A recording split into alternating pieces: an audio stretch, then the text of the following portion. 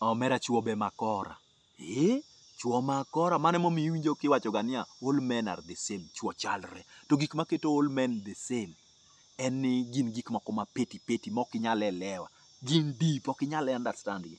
For an instance, ibo yudo ki nyako ka wuoyi dwa sere to wuoyi miye vibe kaluwore gi kaka en. Ibro neno ka wuoyi ka dwa sero nyako man gi nyathi, tibro neno kowacho niya aheri gi nyathini no. Kata abro nyuomi. Koro wuoyi moro amora dhi ng'e ka in gi nyathi tibro neno ka wuoyi moro amora madwari to bro nyisi ni oheri gi nyathini no kata obro nyuomi. Dhi ng'i ok anyal wuondi. Koro ane maduga wanda ga niya kare en ga mkutano mane chuo dhiye ma giwinjore ni nyako man gi nyathi kisero vibe mimiye ni ere gi nyathine kata ibro nyuom. Dhi ng'i ok anyal wuondo ng'ato. Ena kama chuo ing'eni chala mondo and chiro. Mondi chiro kamane kaka mondi chiro. Mondi chiro do ing'eni nyalo dhi mi duoge wanje. To kare mondi chiro gi gito mkutano mane magidhiye. Nikech ibro yudo ka nyanya ka en 3:20 to en 3:20 kata iwuoth tung to tung to en 3:20. Onge gima koro iduogo wacho niya kwani jogi kapok giyawo gik moko, kapok giyaro gik moko magipedho piny, gibet ga mkutano kare mane momiyo iwinjo ka kata niya e wach nyanya ni iwinjo ka yiend nyanya be complain ga. Yiend nyanya complain ni embo dwaga ni mondo dong mabor kama embe. But koro mond chiro, mondo oale maketho ne nikech isiki ng'wede sate, isiki ng'wede koro kodongi. To be ineno kisera ni be en gi tich mateke kisera ka. Kisera ka nitiere nyaka ka kisero ga underage. Underage nigi advantage mare gi disadvantage mare.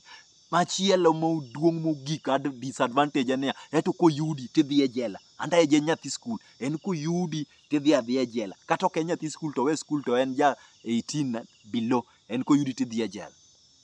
Koro underage kichikori go ni saa 8 nikech saa 8 to mane ma underage en ga free saa 8 no. Kumora amora dhi ng'i gweng' mora amora underage ji meet ga go saa 8 sharp. To underage ibro yudo kusewinjoru ni saa 8 tene maka gik saa 5 kama tineno kodwa ne okalo siko kal dot kanyo kalo dhodi but dhodu kanyo kalo bas tineno ko odonjo ot kata timo gimoro ni tiwinjo ko nyisi niya kik ine marach antina pok owuok. Koro in miduogi wana to koro kik ane marach to ne en saa 8 ma pod saa 5 anti kata kapok owuok en ang'o oma nyithindo gi akere apani nikech pachgi pod numu. Aya kachak timore gimoro kata saa 6 kama ichak ineno ko wuotho bas ineno ko obiro to gine ni ang' iwe dhot nono ene mochako duogo jisi. To katimore saa 7:45 ni pap underage nyaka donjo osedonjo kaka nuwinjoru saa 8 cha en obiro hali ma en ok oketh ga saa to ko donja ne pap tiwinjo ko nyisi niya ing'eni ok abed mang'eny ang'o gini ang'o chap tiwuok. To be kata saa misere tineno ko dono moko oum wang'e ni kata ka induk tineno ko makore ga ni underage be tije tek but en gima ber ni opogore gi tek tagwari ka. Tek tagwari ma kiwinjori go ni saa 10 omera seke gwara ang' ni bini saa 1 to bi ubiro ni ka isepenje jal ma gi kanyi chopo kanye samoro bo nyalo chamo fea. Underage to dong ng'eni en mobiro kasi dong ka underage to en mobiro kasi ni ang' iwe dhot nono kik ine marach ni antina pok owuok kianang'o gik machalo kamago. To tek tagwari ka tek tagwari go tigi tek nyalo chamo nyaka fea ni underage be dong ineno ko donjo tineno ko nyisi ni ok abedi adwa ni adhi piyo tek tagwari ka to kobiro en pok ochiemo to biro saa 12 to en pok ochamo lunch ang'o in go ka ang'o moikore. Underage to chandi gi expenses manono. Tek tagwari to biro ka nyamo balgam to nyame yo marach ang'o mi gine ang'o mi karirito wagang'o ka kiang' to be nyako bi nyaka gi nyako wadgi emomiyo tek tagwari gi gito to ningo gino ningo gibed heartbroken to tek tagwari tijgi tek ma aya underage ibro yudo kata ka samoro ineno ko onyalo nyisi ogoni sime ni halo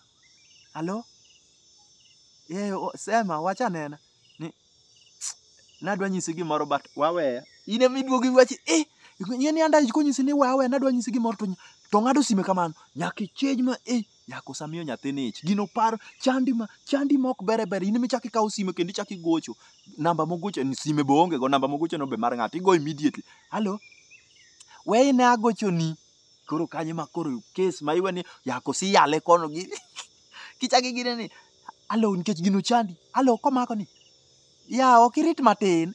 Koro iwacho ya koto yidhi make nyathini koro dhi fula. Basi neno ka uchako gocho to kogocha gocha timako piyo piyo. Alo. Ni wacho nang'o? Ni an ok dadwa mana mosi. Kama ada ich. En wach matek. Samoro biwinjo ka but tek tagwari to ko text kata ni Jennifer en ng'a. En text no kende, en odhi text man Jennifer en ng'a. Hello, Deno. Jennifer ni nani? Just imagine ni nyako penji kamani tek tagwari tek. Ine miduogo bok mano sego Jennifer kono kata ni miduogo goya. Kata ibro go wawa te. Aya machielo mar andage. Andage samoro nyalo yudo ka ogoni sime kata en e skul ni alo. Ma namba japuonj na wacho ni nwadwa dhi e trip moro to antina noko miya pesa malong'o.